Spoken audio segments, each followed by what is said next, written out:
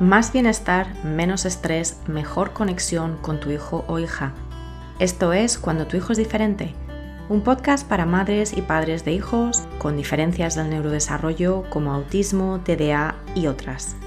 Yo soy Maui Moreno, profesora certificada de Mindfulness, coach, autora del libro Cuando tu hijo es diferente y madre de un hijo neurodivergente. Aquí encontrarás herramientas, estrategias y consejos prácticos para disfrutar de tu vida y de tu maternidad y para apoyar a tu hijo o hija en su desarrollo. Hola y bienvenidos al episodio 125 del podcast Cuando tu hijo es diferente. Hoy vamos a hablar de hacer un balance del curso escolar. Y te lo confieso que yo personalmente soy mucho de hacer balances, de hacer reflexiones, de reflexionar, de ver si hay patrones, cosas que se repiten, hacer listas o anotaciones mentales y escritas sobre lo que ha ido bien, lo que no ha ido bien, lo que se puede mejorar o soltar. Así que vamos al lío. En este episodio te quiero animar a que, independientemente del momento en el calendario escolar en el que me estés escuchando, que hagas un hueco para reflexionar sobre el curso escolar de tu hijo o hija con TEA, TDAH o cualquier otra neurodiferencia. Lo más práctico es hacerlo al final del curso escolar, por ejemplo, pues aprovechando los meses de verano, que es cuando se publica este episodio, para poder, pues comenzar un nuevo curso escolar con las ideas más claras e incluso con algún plan concreto para aquellas áreas que hayas identificado necesitan algo más de atención. Pero en realidad se puede hacer en cualquier momento. Y cuando hablo de hacer balance del curso escolar, me refiero a mucho más que simplemente mirar las notas o las calificaciones de nuestros hijos. Estas son importantes, por supuesto, en el sentido de que es como el sistema educativo está midiendo el desempeño de nuestros hijos. Pero ya sabemos que las notas académicas son un marcador también muy limitado de los aprendizajes y de las fortalezas de nuestros hijos, sobre todo cuando procesan información de manera diferente. Así que no te sorprenderá que te diga que tomes el cuaderno de notas finales de tu hijo o hija con algo de perspectiva. En la gran mayoría de los casos, lo que se está midiendo es el desempeño de tu hijo o hija por comparación con una norma preestablecida y a veces arbitraria por unas autoridades educativas en base a unos hitos del desarrollo neurotípico que no siempre se aplican a nuestros hijos. Yo te hablo de un balance mucho más global, por el que examines otras áreas del desarrollo de tu hijo, sobre todo el área de la educación social, de la educación emocional, de las habilidades emocionales y sociales con los pares, cualquier cambio en su comunicación, ya sea porque se comunica más por escrito, es decir, escribe más, o se comunica más de manera hablada, de lo que hacía el año antes, o está expandiendo su vocabulario, su uso pragmático del lenguaje. Es importante evaluar también cómo ha sido la relación con los profesores, con las maestras, con los gerentes de la escuela, con cualquier persona que a título profesional haya estado en contacto con tu hijo o hija. Por ejemplo, un entrenador, una pedagoga, una orientadora, cualquier terapeuta que trabaje dentro del ámbito escolar. Lo que te propongo aquí es algo personal, es algo que yo hago y que a mí me ayuda a aclararme y a tener una visión de altura, ¿no? Una visión a grandes rasgos de lo principal que ha acontecido de cara al desarrollo de mi hijo en este año o en este curso escolar. Y lo primero que te quiero proponer es buscar como un título, ¿vale? Como si esto fuese una película. ¿Cuál es el título? El título de este curso escolar. ¿Qué ha pasado o que acaba de terminar? ¿Cuáles son las palabras que mejor definen la evolución de tu hijo o hija en estos últimos 9-10 meses? Por ejemplo, en el caso de mi hijo Adrián, yo podría decir, pues este ha sido el curso escolar en el que mi hijo se ha vuelto asertivo de una manera bastante madura. El título sería algo así como Asertividad en la preadolescencia o Yo sé lo que quiero y necesito y lo voy a comunicar. Si tu hijo es más pequeño, otros títulos podrían ser el año que comenzó primaria o el año que empezó a realizar tareas escritas o el curso en el que empezó a interactuar con otros niños, por ejemplo. Lo que sí que te sugiero es que sean títulos positivos. Es decir, si tu hijo o hija ha sufrido algo de bullying, no pongas el curso escolar en el que sufrió bullying. Aunque esa, obviamente, sea la realidad. Si esa ha sido la realidad, no se trata de negarla.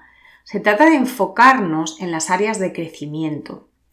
Y, por supuesto, también en las áreas en las que necesitamos apoyo o necesitamos que algo cambie, pero para buscar ese título, para buscar esa visión global, sí que te sugiero que sea siempre en positivo. Y en base a ese título podemos ir desgranando, podemos ir identificando los temas que han surgido a lo largo del curso escolar por 3 categorías que te voy a plantear aquí. La primera es qué ha ido bien, la segunda es qué no ha ido tan bien y la tercera sería qué se puede mejorar o soltar o cambiar. Entonces, empezando por lo positivo. ¿Y por qué empezamos por lo positivo? Pues porque hay que contrarrestar, hay que balancear, hay que equilibrar el sesgo negativo que ya tenemos todos por tener mentes humanas. Que esto ya me lo habrás oído hablar aquí en este podcast.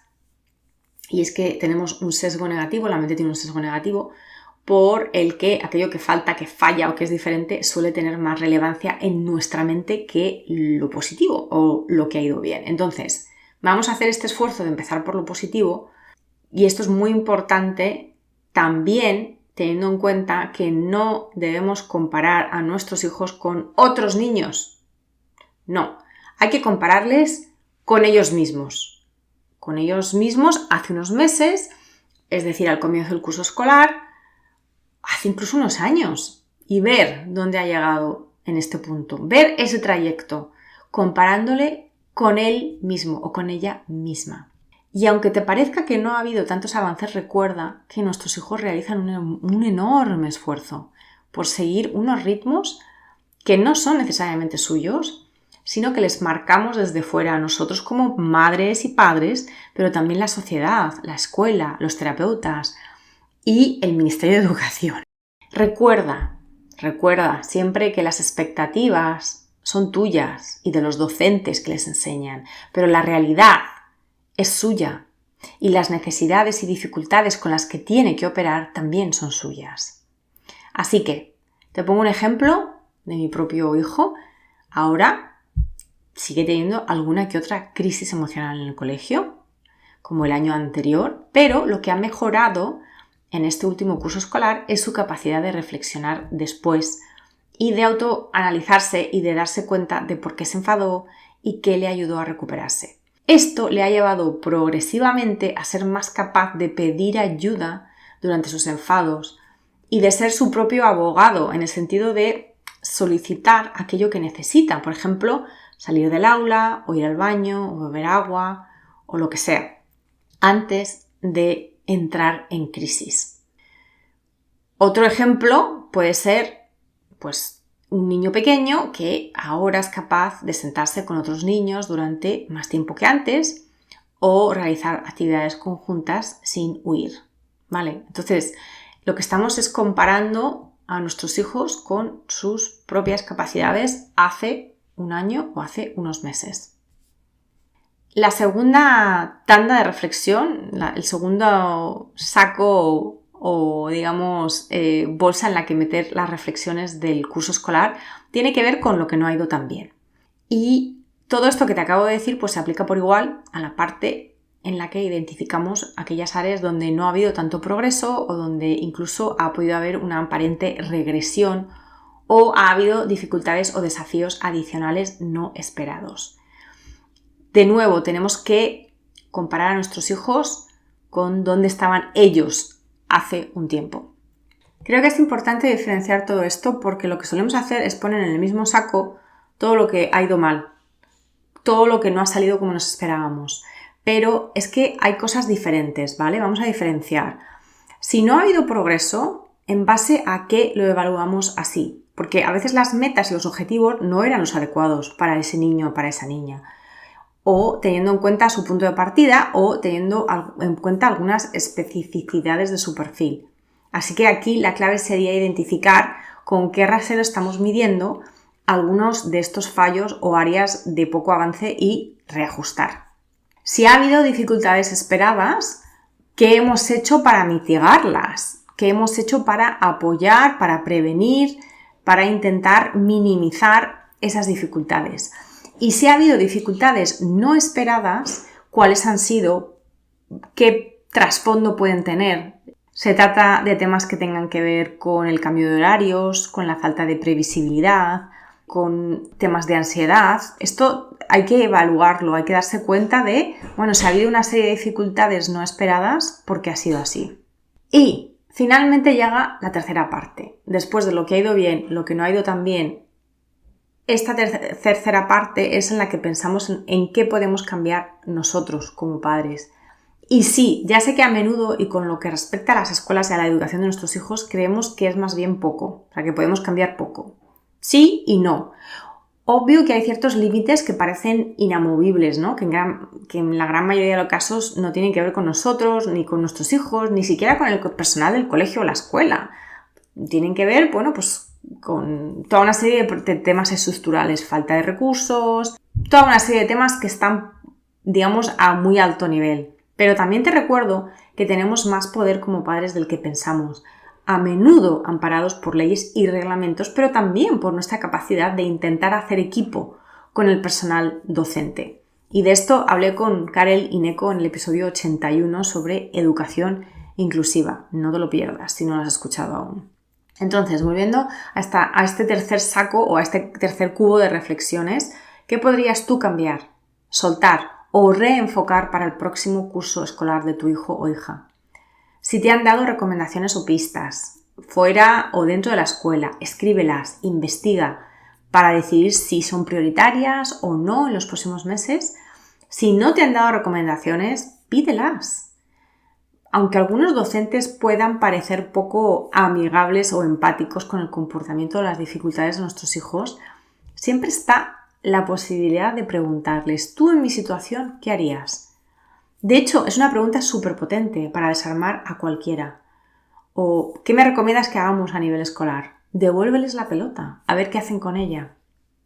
Si hay un área de mucha preocupación, como el bullying, el acoso escolar o comportamientos o situaciones que ponen en peligro la capacidad de tu hijo o hija de aprender, temas médicos, alergias, temas de autolesiones, seguridad vial, etc., prioriza eso. Ya sabes que no podemos empezar la casa por el tejado y es inútil pretender que nuestros hijos aprendan nada si no se sienten seguros o si su sistema nervioso no está regulado. Nadie puede aprender en esas circunstancias, porque si estamos en modo supervivencia, no tenemos la banda ancha, no tenemos el espacio mental, no tenemos las habilidades en línea para poder aprender. Y, más allá de esto, también te recomiendo que inventes un título o una serie de palabras, una frase, para priorizar tu enfoque para el próximo curso escolar de cara a apoyar a tu hijo o hija. Por ejemplo, el próximo curso escolar va a ser el curso de las habilidades sociales, o el curso de la comunicación escrita, o el curso de las rutinas de estudio en casa. Y ojo, porque ponerle un título al curso escolar próximo no es una meta ni un objetivo necesariamente. Ni necesariamente va a ser una realidad. Es simplemente una manera de ayudarnos a enfocar, a priorizar un área o una prioridad que hemos identificado a través precisamente de hacer este balance del curso escolar previo o presente como algo que es importante para el curso siguiente. Por supuesto que podemos cambiar porque la vida da muchas vueltas, nuestros hijos necesiten tal vez algo diferente a mitad del curso o pasa algo que hace que nos tengamos que reenfocar en otra área. Sea como fuere, de lo que se trata es de ayudarnos a tener claridad para identificar una o dos prioridades de cara al apoyo escolar de nuestros hijos en el siguiente curso escolar. Te pongo, por ejemplo, en el caso de mi hijo, este año que viene, este curso escolar que empieza en septiembre, es en el que vamos a prepararle para la transición al instituto, a la educación secundaria. Y con eso ya tenemos bastante. Así que espero que este episodio te haya aportado valor. Me encantaría que me hicieses cualquier pregunta, cualquier comentario, sugerencia, que pongas en práctica sobre todo este método muy sencillo de hacer balance, que es darle un título al año escolar que acaba de pasar reflexionar sobre lo que ha ido bien, lo que no ha ido tan bien y por qué, y qué podemos cambiar, y finalmente darle un título o un enfoque al siguiente curso escolar. Y esto nos va a ayudar a tener muchísima claridad. Así que, como siempre, hoy me despido deseándote presencia contigo mismo, contigo misma, presencia con tu hijo o hija y una vida plena. Descarga tu kit de primera ayuda para padres y otros recursos gratuitos en magoymoreno.com. Para no perderte ningún episodio, suscríbete en tu plataforma de podcast favorita. Y si te ha aportado valor, por favor, compártelo con otras madres y padres en la misma situación. O deja un comentario o una reseña para aumentar la visibilidad de este programa y que llegue a más familias en busca de apoyo.